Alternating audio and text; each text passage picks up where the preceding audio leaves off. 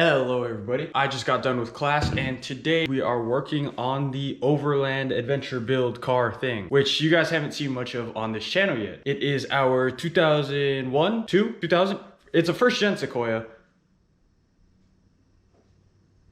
A few moments later. Yeah, it's a first gen Sequoia. It has every light on the dash turned on right now. It's like a Christmas tree. It has traction control. It used to have check engine light. We got that fixed. The car has more than 300,000 miles. It's close to 400,000 miles. So it's getting up there, but it's our adventure car. It's our winter car. It's what we take up to the snow. It's got the 4-wheel drive system. It's big, it's spacious. So yeah, we're gonna try to revamp it and bring it back into its adventure build or overland build state. In order to get those lights off, we were reading around on forums.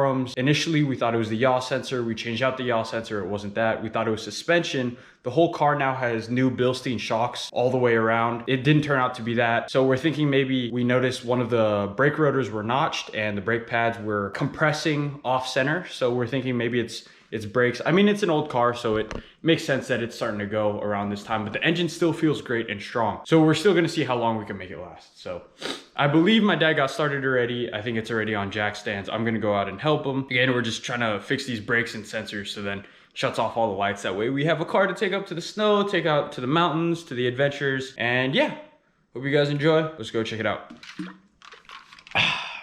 What we got over here? What you got done so far? Painted the calipers. Nice, it's good. Just using some caliper paint. And these are the StopTechs. Yeah. Nice, they're huge.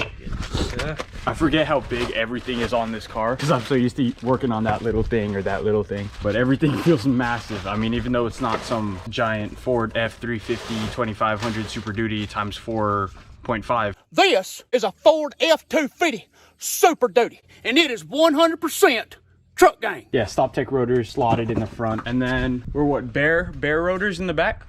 Yeah, so we have bare rotors for the back. Look how massive this is. One rotor is the size of the Civic wheel. It's like a 15-inch, it's nuts. Clean up those brakes. You can see the new Bilsteins that we installed. Giant chromies with all seasons on it so we could take it to the snow. The car has 4-wheel drive, so it's nice. You don't have to worry about chains. These are giant too. These are 20s? 20s with the 55 series, which is giant, to me at least. I know we're not big off-roaders or anything. I would like to get into it, build a Jeep or something, or a 4Runner or a Tacoma. So yeah, new rotors and pads, and hopefully we could get this thing driving again. It's at an awkward angle, because that one you could pull, right? This one I gotta go towards the front of the car. Aha, I got you. Alrighty, so the rear brakes are actually fully disassembled. I am going to go grab some Panda Express. Everything's all disassembled. My dad's just gonna paint the caliper and then we're gonna reassemble. If you wanna see how to reassemble brakes and brake discs and rotors, you could just go check out the Civic video. Again, all disc brakes are pretty much the same. And that one has a drum on the back for the handbrake, but the rest is rotor. It's the same thing. It's the same thing as all of them. So you could go check that out. I don't wanna make the whole channel about just doing brake installs. We'll see if he's done by then. By the time I get back from getting food, I'll do a whole build breakdown when I'm back. It's so caked in brake dust. We're breaking out the pressure washer, the gallon of oil eater. Just gonna pressure wash all of this off and then pressure wash it out of the driveway. Yep, all right, I'm gonna go get this food. Whoa, whoa, that's nuts. It's everywhere. Also, if you couldn't tell by the video, California's on fire again. It's all smoky. I think there was some on the Sequoia too. Look at that. That's nuts. Oh, it's stuck. Oh, it's everywhere. Alrighty, now I'm gonna get food. Bag secured. Look at that. Nice and clean. The dust shield looks black again. Nice. So yeah, I think we're just gonna shoot some paint on it then reassemble. Look at the wheels. Look how big the wheels are. Yeah, compared to my car. Huge. Humongous. Why is there so many holes on this rotor?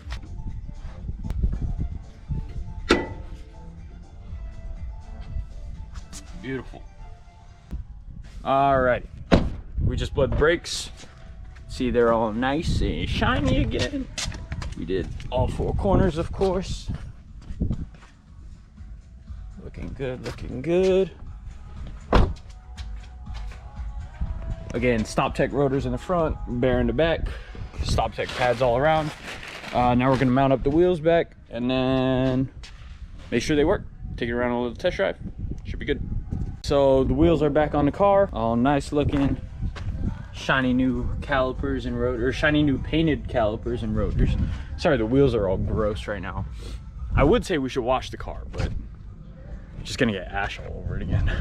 And I thought we were done, but we're actually gonna do a new thermostat in there. We're gonna do a new thermostat on it. That way, that should be the last code we need to clear. And hopefully this car will pass smog and we can start driving it again. Yep. Overland Build.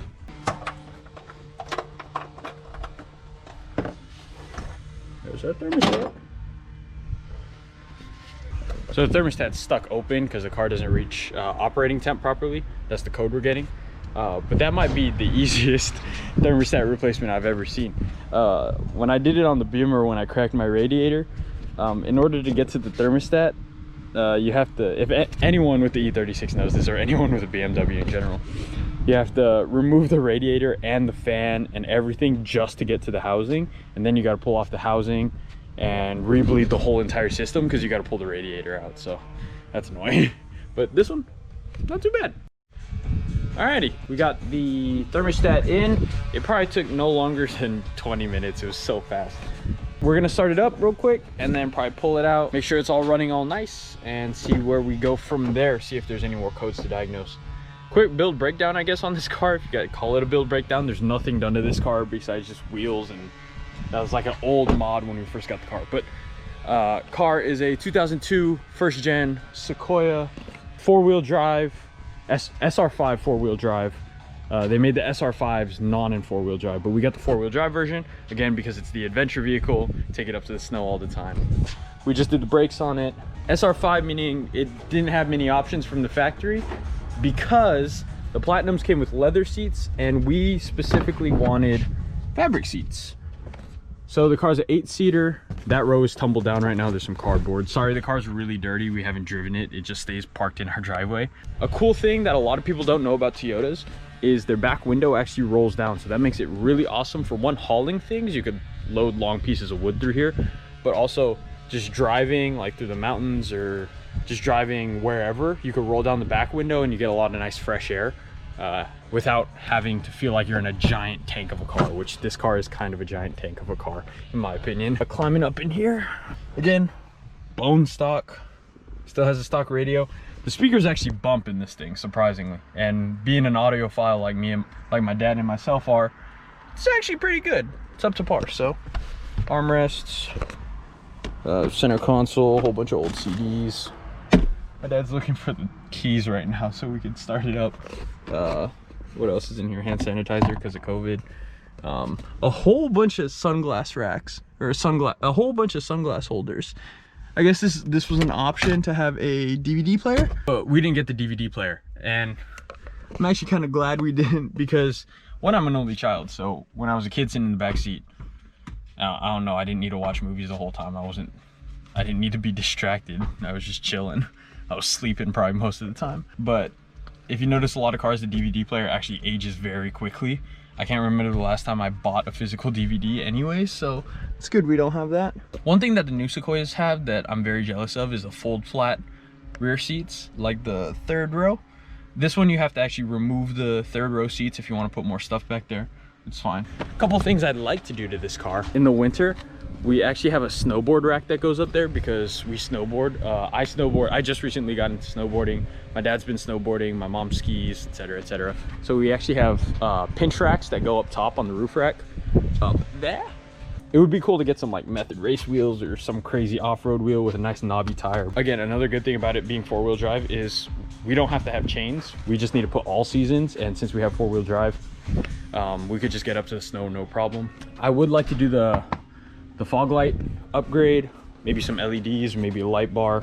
At least the first gen Sequoias, they're pretty much all the same starting, and then the different models like Platinum and all that, they just add on to the base model. So this one's actually pre-wired for fog lights and everything already. It even has a, still looking for the key, it has a location for the dummy switch, which for where fog lights pre-wire into. So we'll probably wire in fog lights, and she runs. Yeah, sorry, I talked kind of quick there. There's not too much interesting about this car yet, at least. It's just a bone stock first gen Sequoia that we want to turn into kind of like an overland adventure vehicle. Hope you guys enjoyed this video. Start to the project. Stay tuned. We'll probably do more into this thing. And stay tuned because that guy is getting ready to go to the paint shop. And then there's more videos coming from the guys. So I'll show you more about this thing later down the line in some future videos. And then also we have a whole bunch more content coming for you guys. 2 videos a week. Anything else? No. Hope you guys enjoyed. TZ on me, TZ on 3, 1, 2, 3. Bonus clip. I just took this thing for a drive around the block for a little test drive. It is buttery smooth. I got the key stuck, whoops. We're just gonna start it up so it gets up to operating temperature, so we check all the codes. It is buttery smooth. The car has 329,000 miles. The car runs buttery smooth still, so my dad's shooting me with the pressure washer. So it feels great. I cannot wait to build this thing, so yep. All right, TZ on me, TZ on 3, 1, 2, 3, TZ.